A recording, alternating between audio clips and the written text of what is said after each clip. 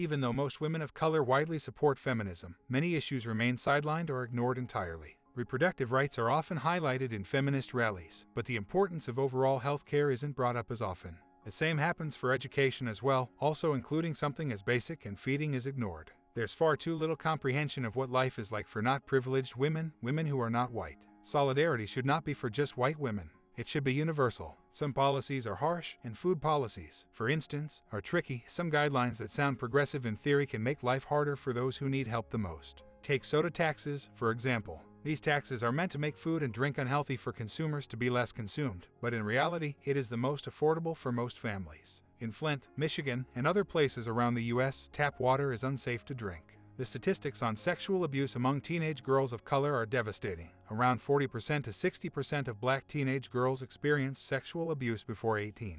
In addition to this startling fact, all too often, when young women of color speak out about their assaults, they find few government programs to help them cope. Our schools are supposed to be safe for all children, but black girls are often discriminated against in schools. They're more likely to face bias from teachers than their peers in some cases. Educators often claim that they want to keep their students safe, but what about the safety of young girls of color? These marginalized students are more likely to suffer. Curiously, the same skin tone in the United States can lead to privilege in one community and oppression in a different community. People with darker skin have it worst in several ways. For example, they have historically faced discrimination at work and in the criminal justice system, leading to higher unemployment rates and lengthy prison sentences. It is no surprise that bleaching creams are so popular despite their adverse side effects. Although feminism often discusses the importance of beauty and its effects on women, it is usually from a male perspective, what's sexy and desirable and how this affects women. Feminism also includes eating disorders, but it's not just a white woman's issue, although it portrays them more often.